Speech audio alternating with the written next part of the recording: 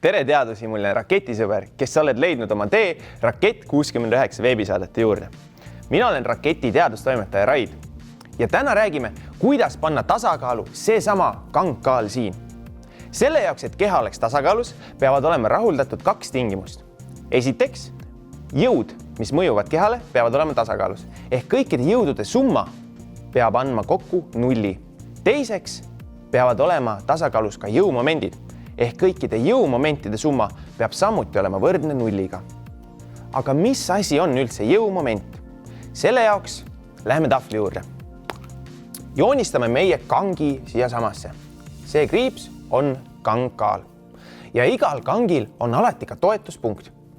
Ütleme, et meie kang toetub siia. Kui me nüüd siia kinnitame mingi raskuse, siis seda raskust tõmbab enda poole maa külgetõmbejõud. Ja maa külgetõmbejõudu tähistame me F-tähega. F on jõud, aga meie räägime jõumomendist. Jõumomendi juures on ka oluline see koht, kuhu jõud mõjub. Ja selle jaoks on meil vaja teada, kui kaugele kangi toetuspunktist jõud mõjub. Tähistame selle tähega L. Ja jõumoment ongi nende kahe korrutis.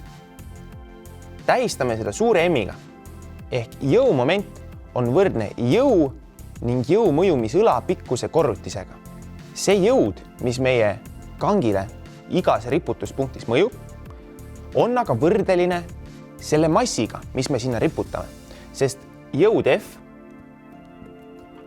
on maa külgetõmbejõud, mis sõltub massist ja maa gravitatsiooni konstandist. Et raskusi on kangil 4, siis peame me arvestama ka 4 jõumomendiga. Seega peavad meie 4 jõumomenti M1, M2,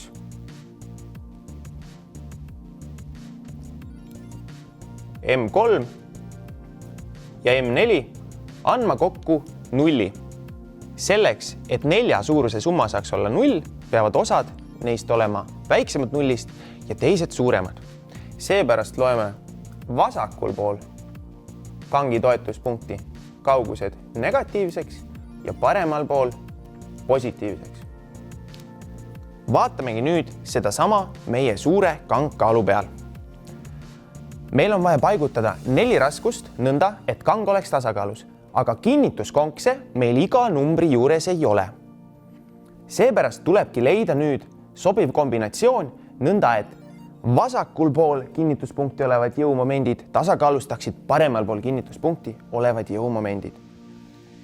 Kui me hakkame neid nüüd siia kinnitama, siis jätame meelde selle, et jõumoment sõltub kaugusest ja raskusest.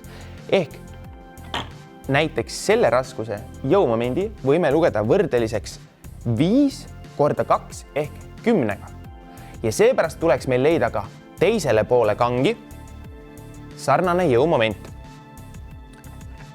Võtame ühe see raskuse ning leiame kauguse, kuhu see tuleb kinnitada. 1 korda kinnituskaugus peab kokku andma samuti 10.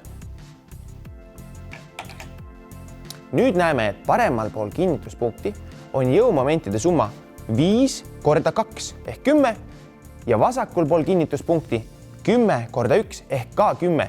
Seega nende 2 raskusega on kang tasakaalus. Kontrollime seda.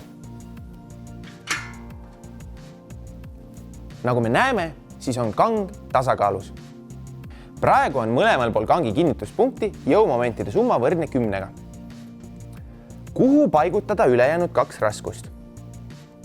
Siin 5 kõrval on meil variant kinnitada see 4 külge, mis tähendaks, et meie paremal pool olevate jõumomentide summa oleks võrdne 2 korda 5 pluss 2 korda 4 ehk 18.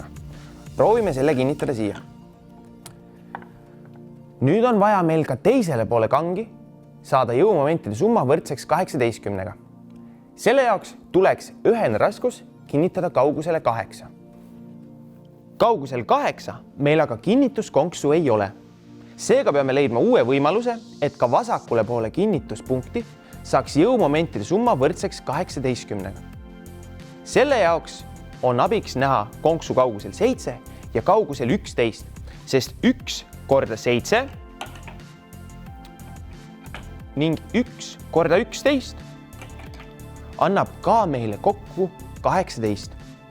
Kui me nüüd kangi jälle valla päästame, siis näeme, et kang on taas kord tasakaalus. Lahendusi sellele ülesandele on aga veelgi. See oli variant, kus me kinnitasime kõik raskused ühekaupa.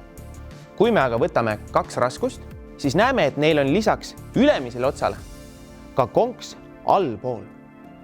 See tähendab seda, et me saame võtta 2 raskust ning panna nad üksteise külge, mis tähendab, et nüüd on meil juba 1 4-kilone raskus. Täpselt sama saame teha ka 1-kiloste raskustega.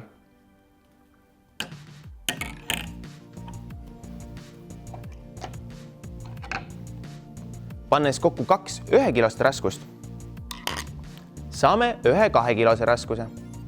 Nüüd on meil raskused 4 kilo ning 2 kilo. Seega saame me kasutada jälle täpselt seda sama 5 ja 10 skeemi. 4 kilo läheb kaugusele 5, mis tähendab, et jõumoment on 5 korda 4 ehk 20 ning teisele poole kaugusele 10 riputame 2 kilo, mis tähendab, et jõumoment on võrdeline 10 korda 2 ehk samuti 20. Seega oleme kangi taas kord saanud tasakaalu. Vabastame kangi ja kontrollime. Ja kang on jälle tasakaalus. Sellele ülesandele on võimalik läheneda ka veel 3. pidi.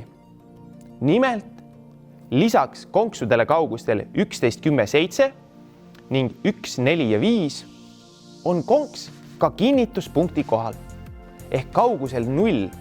Kui me kombineerime teadmised, et me saame mitu raskust kinnitada üksteise külge ning teadmise, et me saame raskusi kinnitada ka kaugusele 0, siis saame me kõik raskused panna kokku üheks ketiks.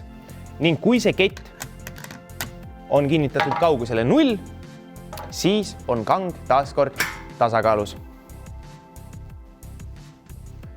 Ja nii lihtne ongi seda ülesannet lahendada. Sellel ülesandel on tegelikult kokku 11 erinevat lahendust. Meie näitasime siin 4. Proovi sinagi nüüd kodus ülejäänud 7 lahendust välja mõelda.